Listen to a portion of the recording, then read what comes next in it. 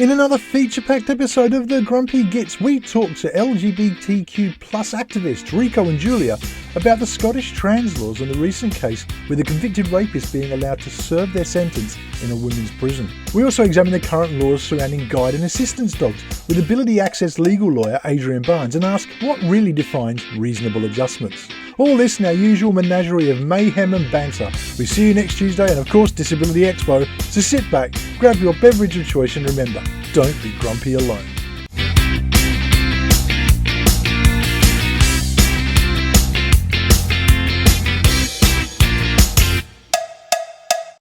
What is going on, Internet? It is I, Adam Pearson, your host with the most, back with another installment of the Internet's favourite disability-related podcast. Don't Google that. Just take my word for it. The Grumpy Gits. And as always, I am not alone. I am joined by three titans of industry. What industry? Not important. Not important. Up first, he is quite the happening chappy on Twitter, as I learned this week. Mr. Chris Lee Smith, how's it going? I'm stressed, mate, and I don't really want to talk about it. The only thing I will say is that I got called old today by our social media manager, Abby, because I can't navigate Instagram. I think you mean you got called old by our former social media. It's looking that way. Not the way I wanted to tell her, but since you brought it up. Bye, Abby. I would like to point out that Instagram has been made for people under the age of 30 because I can't get on with it either. I don't. Yeah, but you are old. That's I'm nearly 50 and I can do it just fine. And I can barely see, and I'm rocking it. Yeah. I'm loving the hair today, Chris. Have you got any grooming tips? Not really, mate. Not that it's going to help. Well, maybe you, but certainly not Simon and Duncan. I'm a few years too late with that, aren't I? He's got kind of a Ross Geller thing going on, hasn't he? What's Ross Geller? He does. I mean, my grooming tips are it's illegal, don't do it. Anyway, we will move on from that. Let's move on to the saucy Aussie who went to Legoland Windsor without me because he's a traitor. He's a fucking traitor. Duncan Casburn, how are you? I don't care. I'm still angry. I'm still buzzy. It was a fantastic few days, but holy crap, my wallet's hurting. I've never experienced expense like it. Everything was at least 4 times the price it was everywhere else. You can't go for a cheap date there. It was like 15 quid for a bourbon and Coke. Wow. Absolutely horrified. Can I say, I love the fact that that's your benchmark for how expensive something is. How much is a bourbon and Coke? Well, this is it. There's a theory called Mac economics, which is where you can tell the economy of a country based on the cost of a Big Mac in said country. Yes, I wrote a 2,000-word essay on it at uni and was asked very politely not to do it again.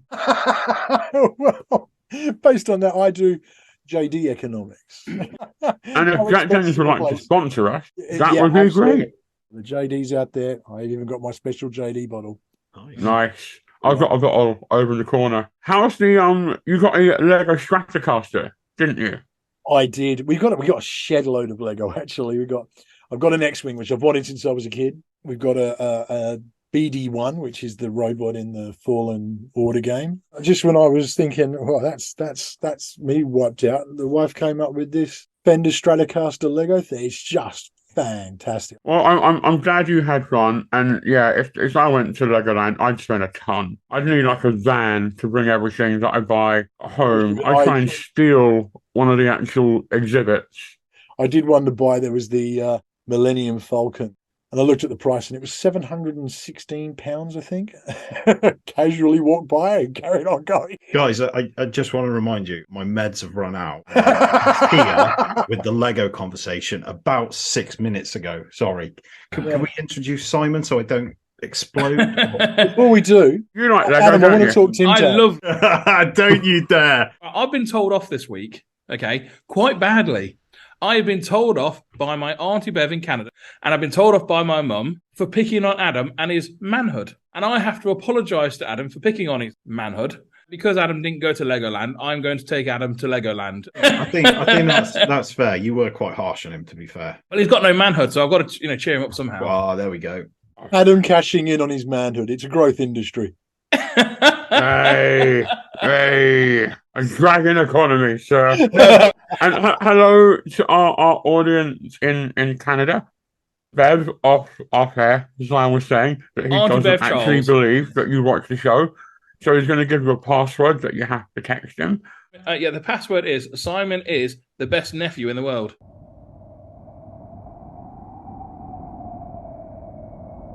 That's not a password. That's just a fucking lie. She's got to text me. Simon is the best nephew in the world, just to make sure she watches it. She's, I'm sorry. I'm neurotypical. My meds just fucking ran out with that one. Well, hello, Auntie Bev, who I think we just doxed. I'm not entirely certain what the door is, but I think we just doxed your Auntie Bev.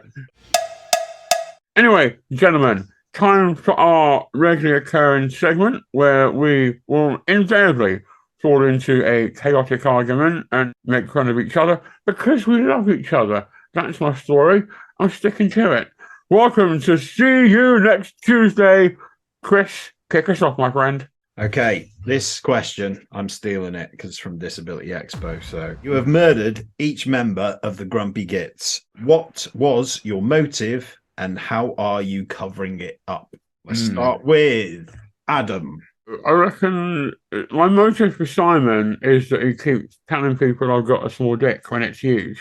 He's going to knock him out with it and beat him to death with it. How would I cover it? Where's my dick? The Simon thing, I don't think I'd even cover it. I think I'd be like, yeah, I did it. What of it? What was the murder weapon? His other wheelchair. I reckon I would have killed you, Chris. I reckon we'd have had a debate about the Batman film, and you'd have been like, it wasn't very good. And I'd have been like, you don't understand films.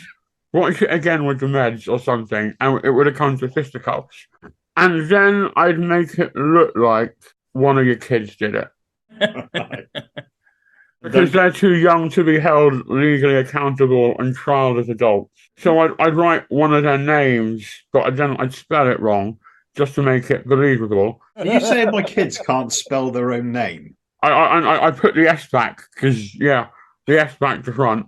And Duncan, I reckon I would kill you solely so I could steal your guitars and have them as my own. You know what? I can almost understand that and accept it.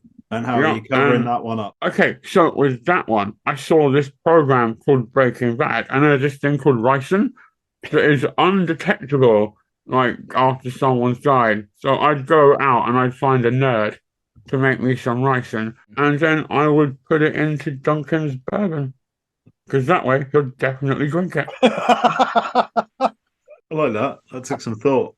Okay, let's go with Duncan next. Simon, you know what? I think the covering would just be, it's a public service. Okay.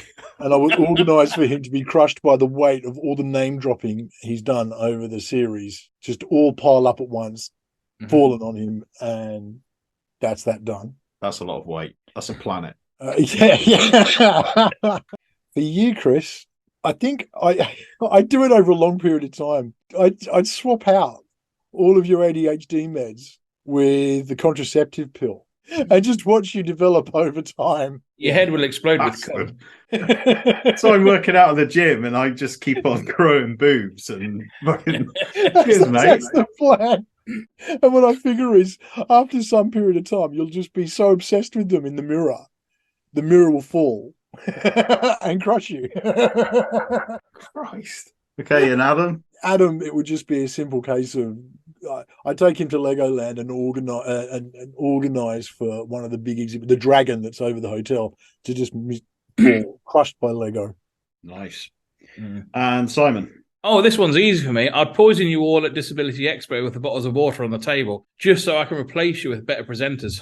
I guess that's motive and thingy. That was quick. Everyone's got the eerie feeling he's already been planning this.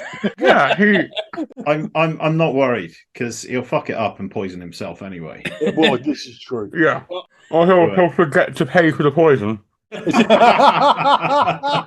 Right, whose question's next? Go on, Duncan. What have you got for us? I wanted to go down a different path this time rather than pitching us against each other. I wanted to uncover our own deep, dark secrets. If there was one thing you could go back and change, one event in your life you could reverse, what would it be? Oh, I can give you mine if it helps to. Go on then. yeah. Set the tone. 11 years old, and I used to be bullied really badly at school. And I'd been talking to my dad about it, and I hated going home on the bus because it was just mayhem. And he said to me, you know what? If they're giving you a load of crap, when you get off the bus, just turn around. You have my full permission, and you shout at them and just tell them to fuck off. It was like being given an AK-47 as an 11-year-old. You know what I mean? It was like, I've got the power. I have permission to drop the F-bomb. The next day, I was almost looking forward to it on the way, and sure enough, it was all kicking off on the bus. And I got off the bus, and I just turned around. All parents there to meet their kids. I just turned around, fuck off! And it was silence. It was literally a pin drop. Everyone was just like, parents, all the kids in the. I was just like, yes. And I turned around and walked straight into a tree. Completely undid everything in that one split second of just turning around casually and walking into a tree. Oh, what would I go back in time? Because I'm not a fan of doing this. I saw a documentary called Back to the Future. You end up kissing your mum. Yeah. Oh yeah. Yeah. Then you wind up with all sorts of deep, dark Texas problems with that one. I would have probably tried harder at uni. That's good. There was like one exam that I dropped off. I'd go back and I'd retake that accounting exam. What about that story where you shit yourself in school? Yeah. No regrets. This is the problem. Adams was always going to be boring because he's really proud of all the really stupid things he's done. Yeah, I'm that guy. I'd have done it. I'd have done it better. I'd have been like, yeah. He'd have dosed himself with laxatives before he went in. It would have been like that the spew scene in Stand By Me, only shit. It would have been. And me like swagging around, singing Who the Man Babe by Richard Blackwood. What about you, Chris? I wish I hadn't have missed my youngest birth. It was pretty bad. Still plays on my mind, to be honest. Wasn't technically my fault, but I mean, looking back now, if I'd have stayed awake after being awake for 4 days, then I wouldn't have missed it. So, what about you, Simon? What would you go back and change? My life's great. I've got no regrets.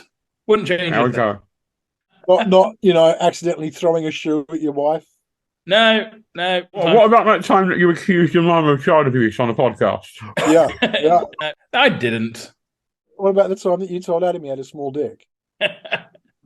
No. What about the time that you told the world you were bad in bed? No. Or the time you missed an episode and we managed to get an interview with you with South Park Simon? No regrets whatsoever. I've got a fantastic life. What about that time you caused an explosion in a Petty Blue factory? No regrets. Okay, gentlemen. Turns out that you could solve world hunger, and all you have to do is punch a child every day, live on the internet. Are you going to do it? Have you, by any chance, been studying psychopathy? And this is exactly why you posed this question. I can neither confirm or deny that, Duncan.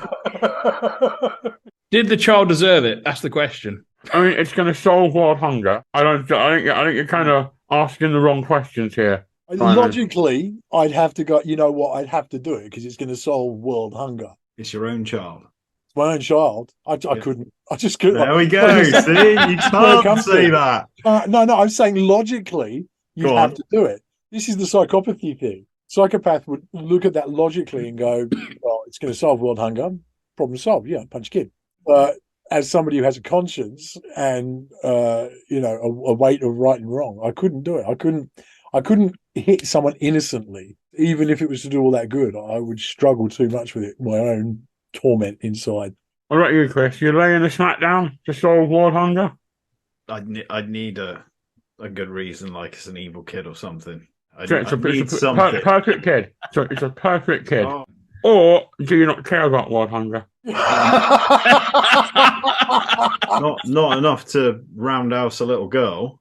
What's wrong with you lot? Line the fuckers up. I'd smack them every day. And there we go. That is a song tip I'm gonna have so much fun with. Oh, Simon, prostitutes, talk to me. Make a queue. I've got a fun one for you. And the reason for it, I was flicking through YouTube the other day and I came across a song I hadn't heard in 20 plus years. And like Adam, it is so bad, it is terrible. And it's from Anton Deck, When I Fall in Love. What is the worst song you have ever heard and why? Right, first of all, you shut your whole mouth about PJ and Duncan. Let's get that completely clear. That song's of When I Fall in Love, it's gonna be forever. Yeah. Worst single I ever bought was the Macarena. Out there, brothers. Boom, boom, boom. Oh, that's a banger. It hasn't. We need to end this because Adam's going to keep on singing the shittest songs that we get. It's really annoying. My first purchase as an album was Billy Joel's Greatest Hits, which I think, as a 10-year-old, good taste, reasonable. Not the one I buy now, but it was there. But I think the worst choice, it's not because the song itself was bad, but the lyrics in it were just so badly written. It was unbelievable. And it's a song called Rattlesnake by a band called Live. Really good song. But the lyrics in it, it was like, it's like, oh, I've got to write something for this, haven't I? And in some drug-fused haze, he wrote this. The lyrics to this song, which is just so bad. Yeah, that's what I had to go with. There is one more, I think, who needs an honorary mention, and I think it's Desiree Life. Why do you all hate music? Oh, my word. They were trying to rhyme Ghost with loaf and toast. Ghost and toast do rhyme. You won't try it. They rhyme the most. They pass the post. They shouldn't be in a sentence, in a song together. It's just wrong. No. You can have some roast with the toast. It's the most. While you're sitting at the coast, making a boast. The sequel to Desiree's song Life, Death with Duncan Casburn. As we often say, are sponsored by the wonderful people at Disability Expo. We love them and appreciate them greatly. And we're going to hand over to them now with the Disability Expo news. So, here is the news.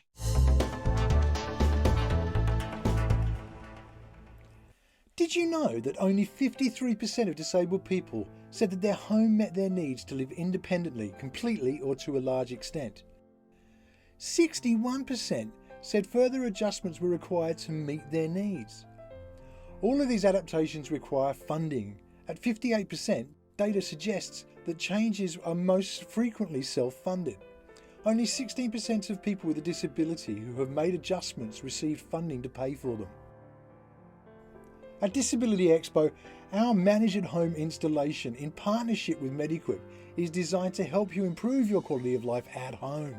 Our fully interactive, accessible home will feature off-the-shelf products and specialist equipment for you to try out in a realistic home environment, showcasing how you can improve independent living without compromising on the feel or style of your home. Also featuring an array of workshops and presentations delivered within our 4 living spaces: the living room, the kitchen, the bedroom and the bathroom. The home will utilise the latest technologies for independent living, including telecare and environmental controls to improve the accessibility and safety within the home. Accessible products, techniques and solutions for cooking, dining, toileting, bathing, feeding and sleeping will all be included, as well as a variety of smaller aids and adaptations and information on routes to funding.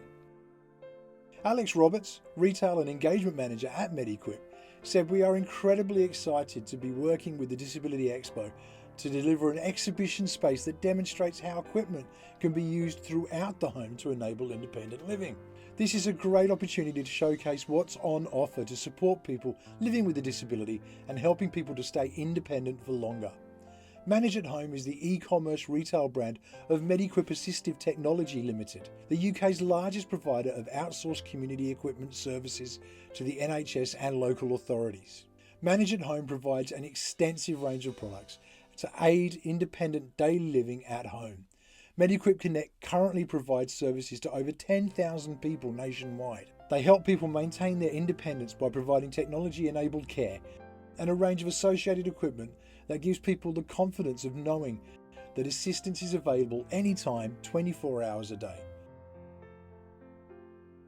So register your free ticket for Disability Expo this July to find out how you can improve your quality of life at home.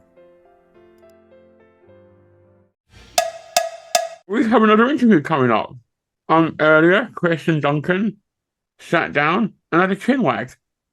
Duncan, who did you talk to and what did you discuss, good sir? Yeah, so Chris and I got the opportunity to sit down with Riko and Julia. Obviously, recently the Scottish Parliament passed laws regarding the age at which you could undergo gender reassignment surgery. This was then vetoed by the English government for the first time in history. Obviously, you know, we're four cis white guys. We don't have the inside track on this. What we decided to do was actually sit down with people who this affects and people who understand this from the inside. So we sat down with Riko and Julia. We invited this to be a safe space where we could ask questions that we wanted to ask because we wanted to learn, because we wanted to understand more about it, and because we wanted to sort of put the questions forward that, you know, people might ask an innocent question on Twitter or on social media. They just get hammered with, you know, comments and judgment and all that kind of stuff.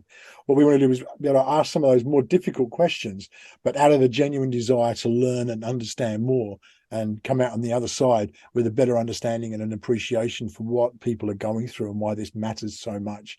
So that's what we did. So this is Riko and Julia.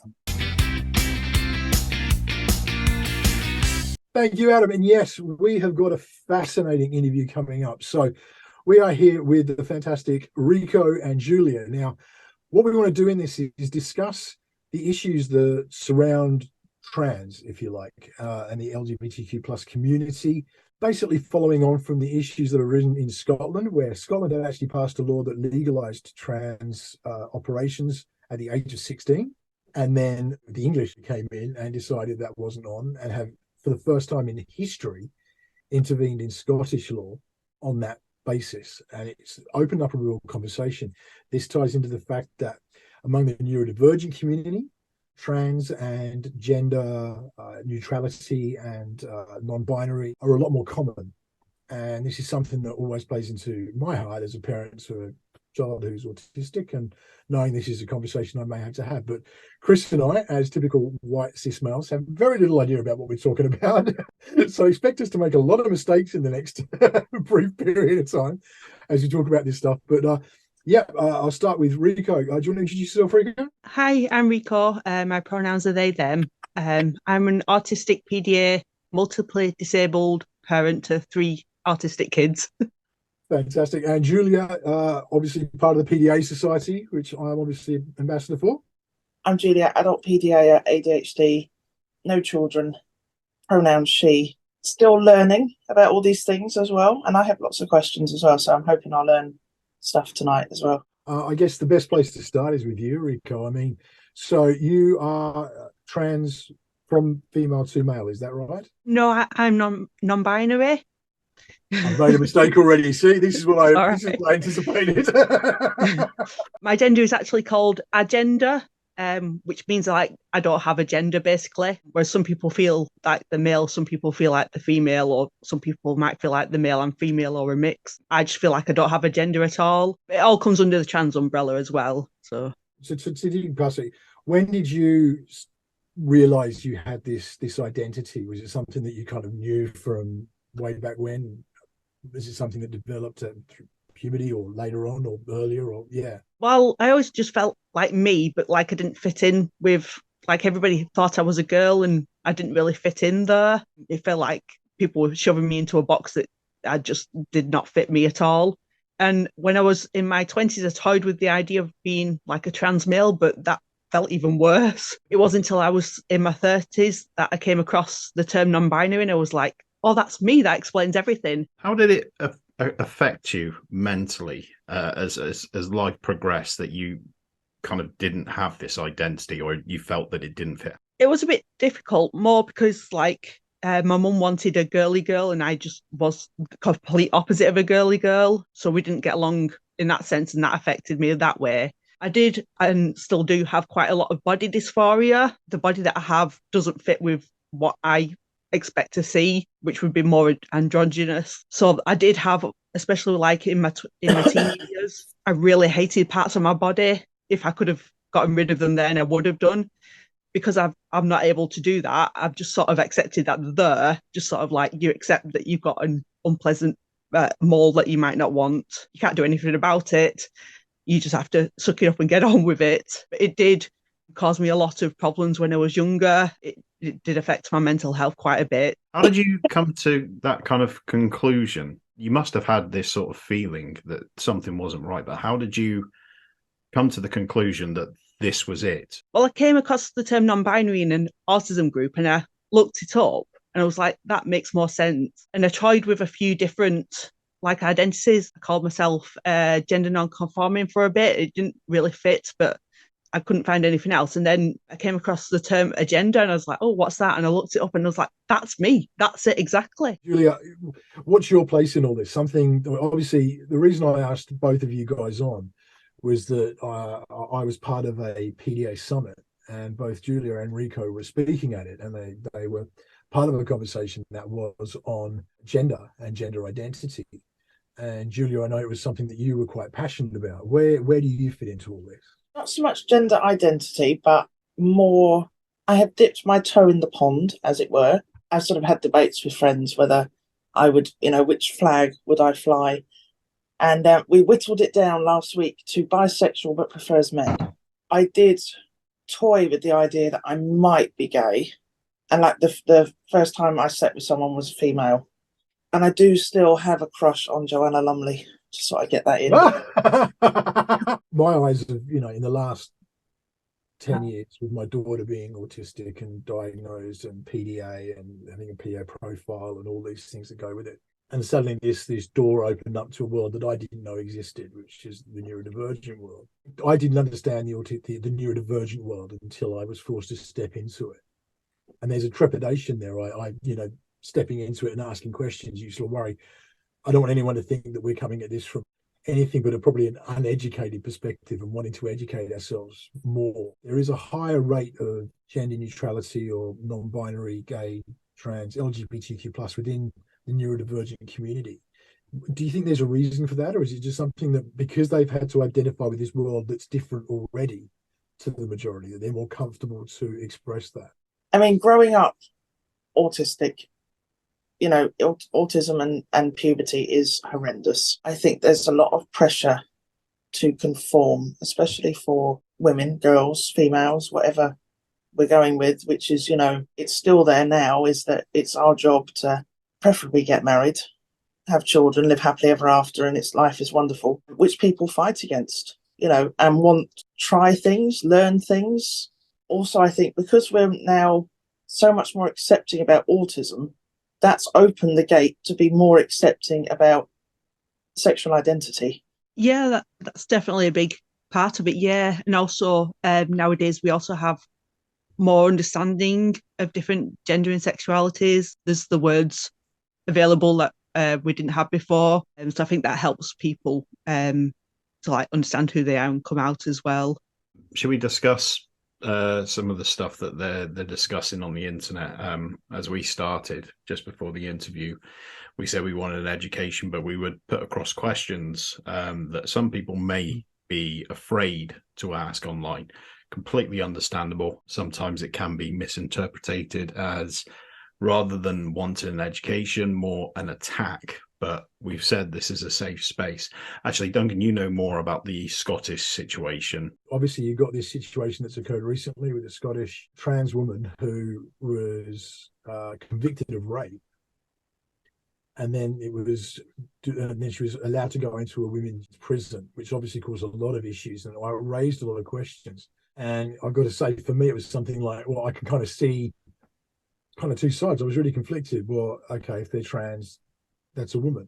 So, yeah, you want a woman's jail. But when you've got the added thing of obviously being a convicted rapist against women, how do you deal with that? I think it's a difficult one because if you start going down the road of segregated people based on the genitals, you're not only putting women with men and men with women, but you also have to consider the intersex community as well. Some people are born with genitalia that doesn't fit the expectations. Some people might have a womb and a penis. Where would they go? I don't think rapists really should be in with people convicted of lesser crimes anyway. I mean, say that this woman has a penis, that doesn't stop her from raping men just as much as she might rape a woman. They're a danger to anybody, a rapist, really, when you think about it. They should be in a separate area altogether, not necessarily segregated by gender, but segregated based on the crime.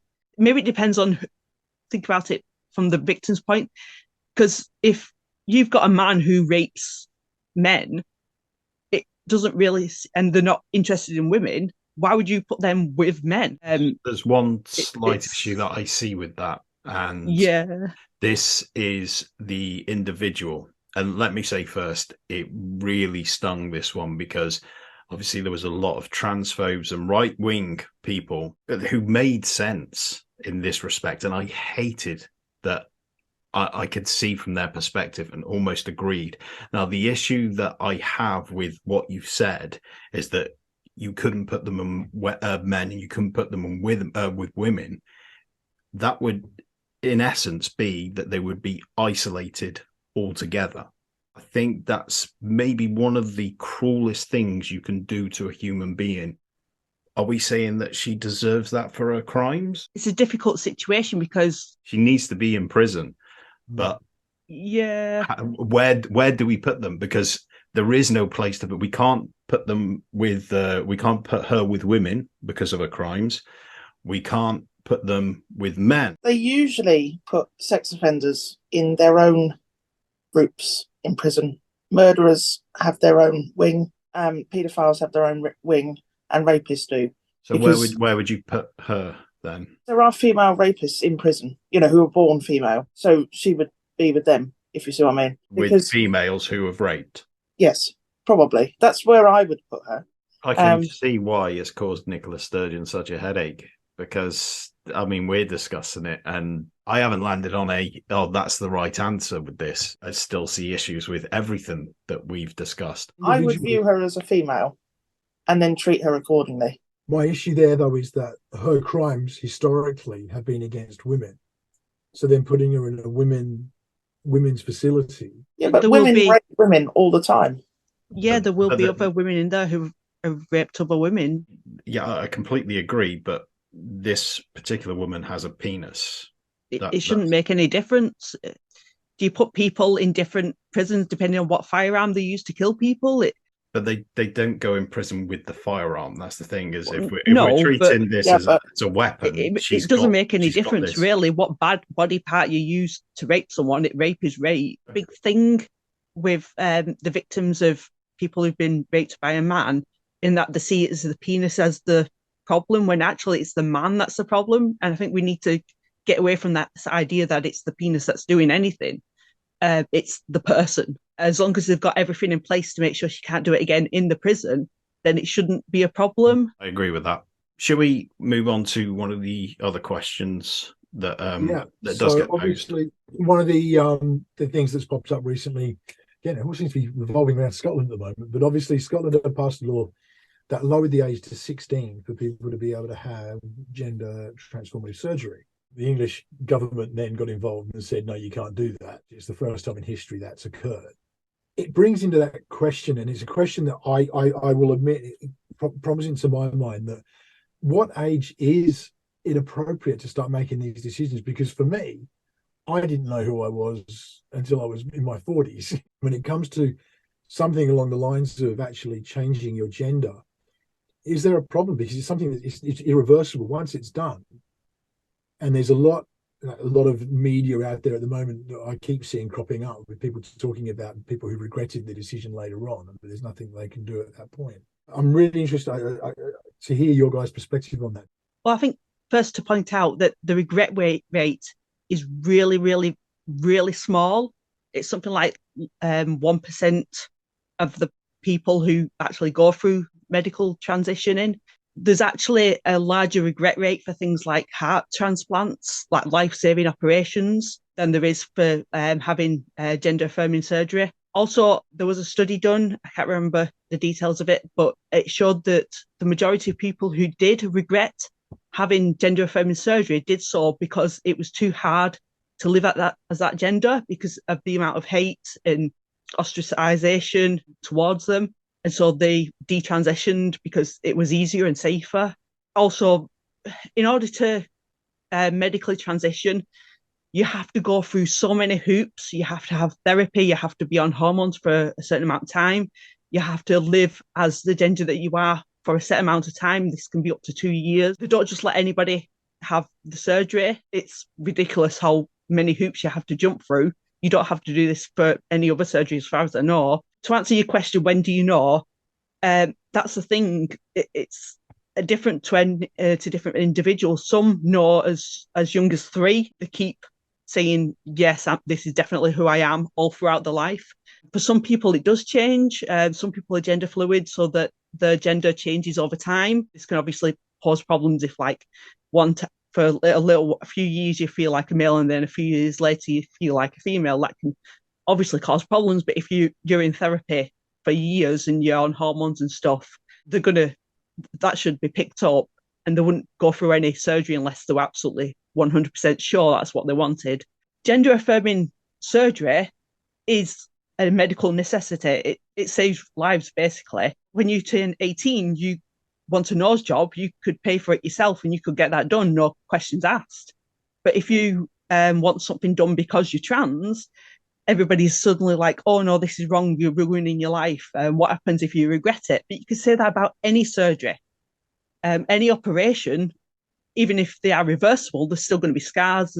There's potential for scar tissue damage. There's hospital waiting times. There's always a risk with surgery of any potential side effects. Why is gender affirming care so restricted, and all these other life-changing operations, most of which are cosmetic, why are they not? Where does the puberty blockers come in all this? Because I've heard rumors about that they give puberty blockers to stop them developing because they see themselves as trans. Puberty blockers, that would be the first step for anybody that's not already gone through puberty, who feel like they might be trans or non-binary. Puberty blockers are reversible. It's like putting a plug in a bath. It stops any water from going out, and then you pull the plug and it just carries on. They usually give them if you're just starting puberty, in order to stop it until you've made a decision which type of puberty you basically want to go through. Because if you decide that you are trans and you want to go onto hormones, you would stop the blockers and then go immediately onto hormones. Whereas if you decided, no, I'm happy with the sex that I've got, you would just stop the puberty blockers and you would progress through puberty as normal. I mean, there's risk with anything. Any medication you take, there's going to be side effects and some risk, but they are incredibly low risk. Does that mean, say, someone would initially start puberty at 14 and it would carry on till, I don't know, 18?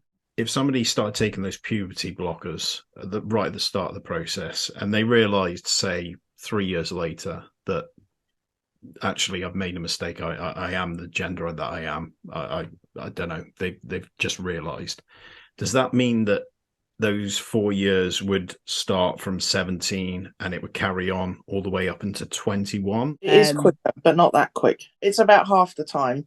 And there are some issues, not so much for females, but boys that have taken puberty blockers, they don't really tend to, when they get to sort of say 17, 18, and then they stop taking them, they don't really have what I would call a full-on masculine puberty.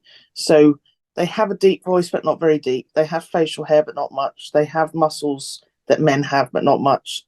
They're sort of not as developed as perhaps they would have been had they have had puberty normally, if that makes sense. Wouldn't this cause that sort of mental health issues, though?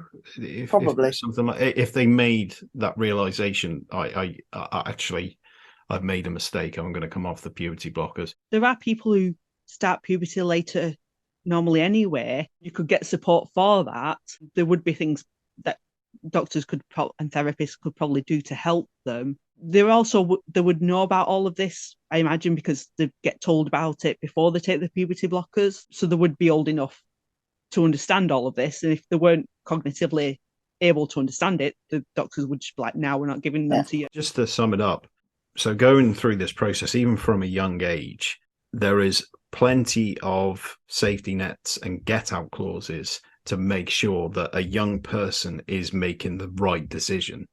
And if the person that's they're speaking to doesn't feel fully convinced, they can pull the plug on the entire process. This isn't a case of saying to a child, oh, you want to change gender, it's fine, it's a quick process, done. There's a long process, and it's all the way huge steps where someone is monitoring. But the other side also is that for many trans and non-binary people, the process is too long and there's too many hoops. I've had somebody saying that they weren't able to get medically transitioned because they're autistic. They see that as a mental health issue. But this is real issues that people come across. If you've got any mental health issues, they could deny you based on that, even if you absolutely know what you want. You're an adult. You've had years to do this. You've come out to everybody. You've been living as the gender that you are. And a doctor can be like, nah, you've got OCD. We don't really want to put you through that. I think we could go on all night discussing this stuff because there's so much to learn. I know for myself, it's eye-opening hearing these perspectives and things that I just generally don't consider going about my usual life, and being able to ask difficult questions to you guys has been really a privilege, and I really want to thank you so much for taking the time and for being vulnerable and honest about things as well, and telling us where it's from. So thanks so much for joining us, guys. It's been amazing, and hopefully no offence caused. Hopefully. I did try my best.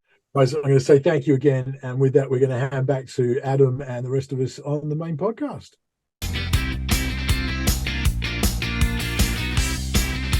Great interview. I think you're completely right, Duncan. I think 4 straight, cis, white guys talking about this is not the best idea. Again, feel free to go for your lives in the comments. Please keep it polite and respectful. Again, like and subscribe. Like and subscribe.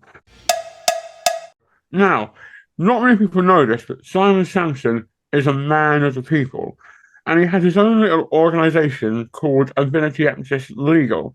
Simon, what is Ability Access Legal? So Ability Access Legal is a national charity that represents people completely free of charge facing disability discrimination in the workplace. So you can go onto our little website called abilityaccesslegal.org. And if you contact us and if you feel like you've been discriminated against, we will have a look at your case. And if we think you've got a case, we will take it on free of charge. What kind of cases do you normally get? We've had a number of cases. We've got 100% success rate because we've got an employment barrister who works for us. First case we ever had was a woman who worked for a local authority, and she went on some really strong medication. She's got 2 kids, a mortgage, and she worked for Children's Services. She had a note from the hospital, a GP's medical note as well, saying that she needed to go on leave for 6 months because there were going to be strong side effects to her medication. When she went back after those 6 months, she was suspended. She was effectively dismissed because of her 6-month leave. So we took on the case and we spoke to the local authority representing this person completely free of charge. And I would like to point out, she would have lost her house.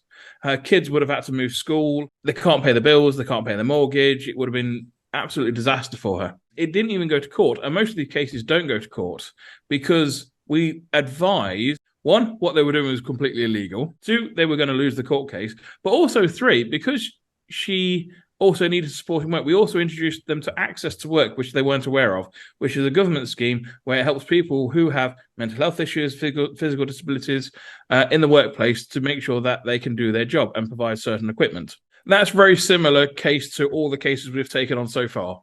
And we sat down with one of your lawyers, didn't we, Simon, to talk about the guide dog debate. Is it illegal to refuse someone with a guide dog into your premises, be it a shop or a restaurant? And we're going to cut that interview, and then I think we should come back and sort of like back it around the room. So, Simon, now's your time to shine. Would you like to introduce your lawyer? Yeah, this is Adrian Barns. He's an employment barrister. He's also one of my best friends. Take it away, Adrian. And welcome back to the Grumpy Gits. We are joined now not only by Simon Sampson, but by Adrian Barns from Ability Access Legal, here, of course, to talk about access and legality. Now, about a year ago, a friend of mine, Lucy Edwards, was denied access to Yosushi based on the grounds that she had a guide dog. And like an official one, not just a dog she claimed was a guide dog. Like all the documents were there, all the legal boxes were ticked.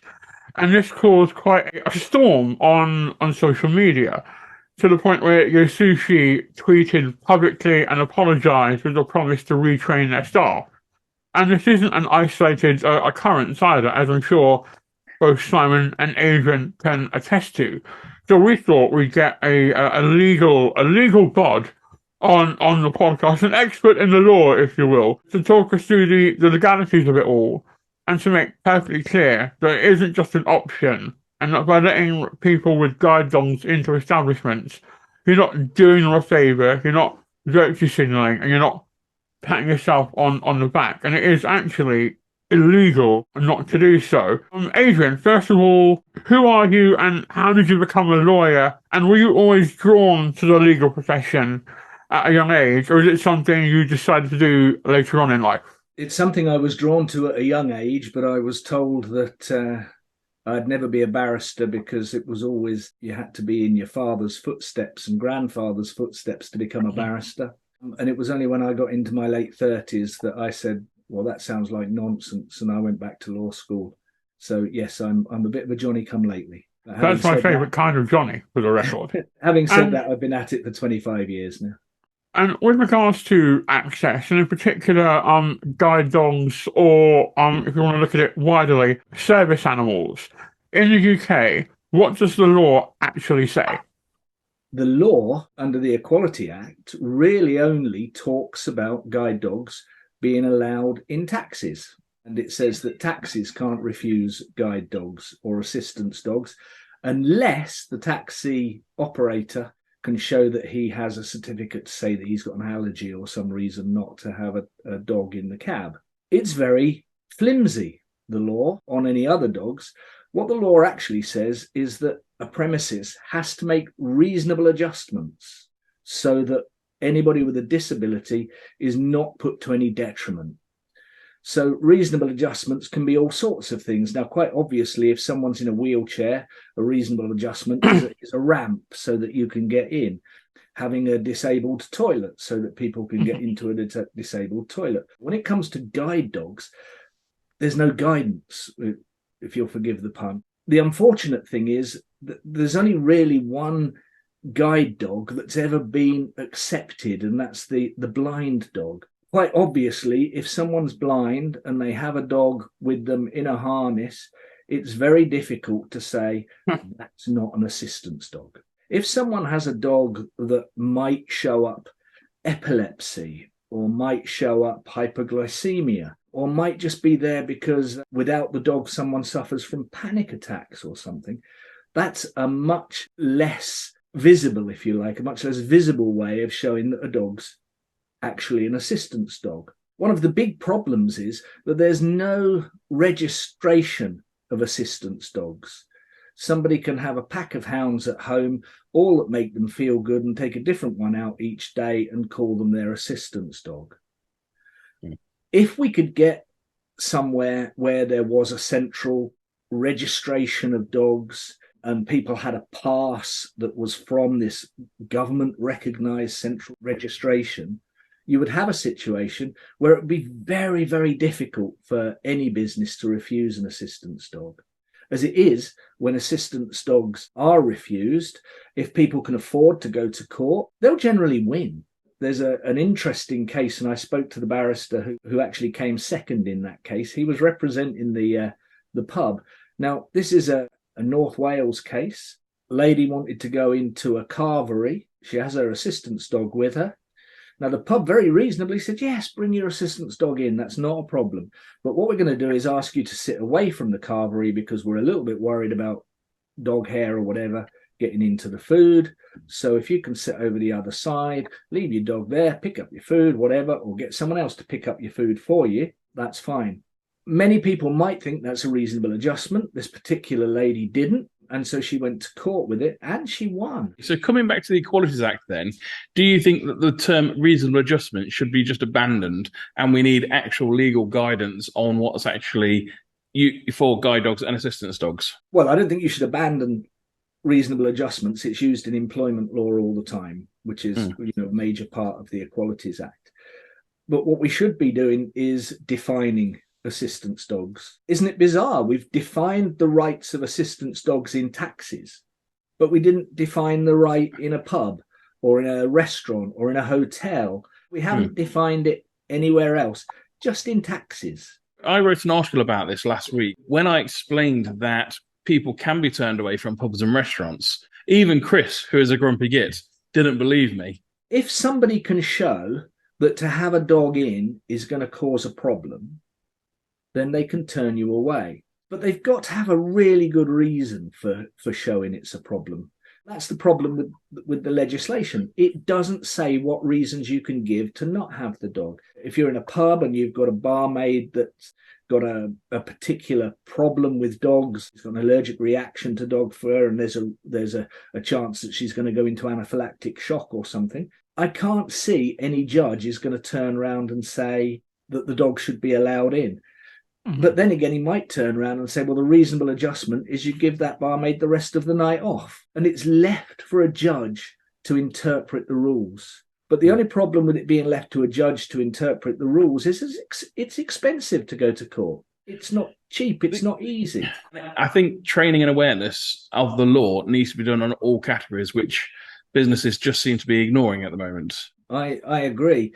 But as well as training and awareness, you've got to have some kind of registration, because if you Google it, for instance, you will see whole loads of different complaints about fake assistance dogs and people wanting to get on aircraft with so-called assistance dogs, where in effect they're just taking their pet somewhere.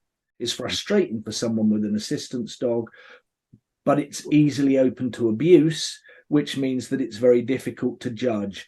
Perhaps we should just say dogs are allowed in everywhere, but usually in premises like restaurants and anywhere where food is prepared, we deliberately want to keep dogs out because of the potential danger of them dropping dog's hair everywhere or causing other problems. So in terms of reasonable adjustment, I have a question that's like twofold. Who decides what isn't reasonable? And how do we find some kind of middle ground? Okay, first question I can answer easily. That's down to a judge. A judge is the only arbiter of the law, and the judge will have a look at it and say, yes, this is nonsense. That would have been a reasonable adjustment. You didn't make it, so that's not good. The second question, I suppose there is already a body called Assistance Dogs UK, which is kind of an umbrella organisation, but they don't seem to have a grip on the whole situation. They don't seem to be lobbying. They don't seem to be pushing Parliament to accept this. Somebody needs to find a way to say, this is a registered dog.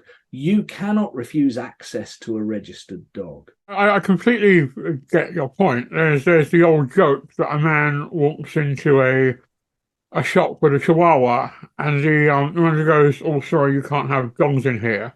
And the man goes, oh, this is my guide dog. And the manager goes, a chihuahua? And the guy goes, oh, don't tell me they gave me a chihuahua. How do you circumnavigate for someone going, oh, it's a mental health dog? And where is the line of delineation between a support animal and an animal that you like, right? Yeah. Assistance Dogs UK seems to be the focal point for assistance dogs. And really, I think we need to press them to lobby harder to get a registration on the go. You can almost add a simple line in the Equality Act to say registered assistance dogs must be allowed into business premises. To do that, you have to get the legislation changed and you have to get a registration system for the dogs. I, Simon, would quite like an assistance hippo. Adrian, thank you for coming on and talking to us about this, and we'll very much keep everyone updated on the process. I'm almost certain this won't be the last we hear from either Simon or Adrian on this. Thank you for coming on. Don't be grumpy alone. And there we go. Thank you very much, us from the past, for giving it back to us from the future. So, Chris Duncan, Where do you stand on the guide dogs being allowed into restaurants, hotels, and shops, etc.? It's a reasonable adjustment. I don't see any qualms, or I can't think from a shop owner's or a restaurant's perspective on this. It's a reasonable adjustment to bring a guide dog in. It isn't a pet. It isn't somebody's just bringing in because it's a companion. It's a guide dog, and it's supposed to help the person, and it's supposed to be guiding them. They need that dog. And Duncan? What I really hate is that why are these laws being passed with such high levels of ambiguity? It feels like it's being done on the basis that, well, this will shut them up, and we make it just ambiguous enough that really nothing can be really done about it. But I mean, what kind of an arse hat would you have to be to kick someone out with their guide dog because you don't have to have the dog in there? It really reflects really the character of the person doing the booting, in my opinion. And that's the problem. People aren't educated on what is classed as a reasonable adjustment. And because there's no law, like Adrian explained, saying what a reasonable adjustment is, it's open for interpretation. A reasonable adjustment is allowing an assistance dog or a guide dog into the restaurant, pub, wherever. But until you go to court, you're not going to stand there and argue with a saloon manager, are you, in Birmingham, in front of everyone? It's embarrassing. You don't want that stress or hassle. Letting someone in to your pub, restaurant, club, whatever it is, venue, with a guide dog or an assistance dog should be law. No, the only justice in this is usually through public opinion and public outburst. Yeah. Never goes through to court or anything like that. No. There's such an ordeal. Why would somebody do that? But yeah, as soon as it gets onto social media, you can see that it's public opinion that action should be taken, things should be made clearer for this to become a law. There should be rules in place that these premises should be able to follow the rules so they don't break the law. And like you said, it's so wishy-washy that it's difficult to follow in the first place. Just to loop back to something you said, Chris, I find quite interesting. The court of public opinion when things blow up on social media. Where is the line between the the court of public opinion and righteous cries of indignation? When does that then become cancel culture and vigilante justice?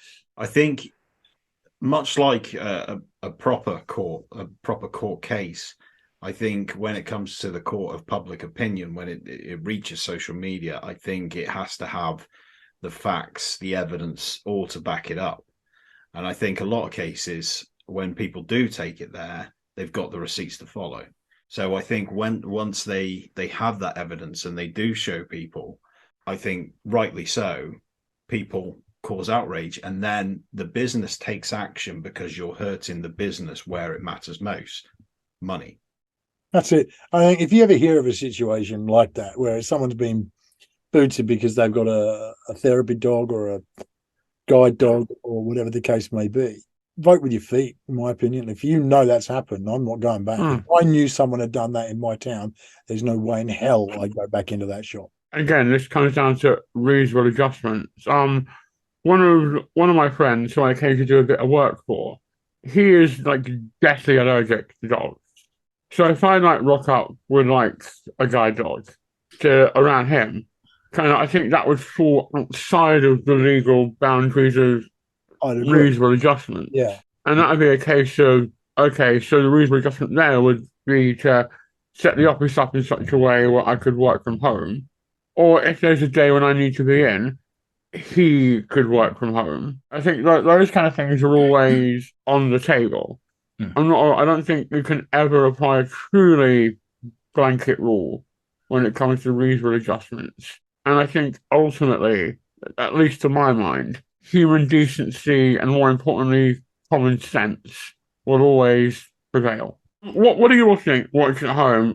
Join in the chat in the comments while you're there. If you could like and subscribe, that also greatly helps out our metrics. All our socials and links will be in the show notes that have been lovingly crafted by Abby. Hopefully, you're not really sad. That was a joke. Please don't leave us, Abby.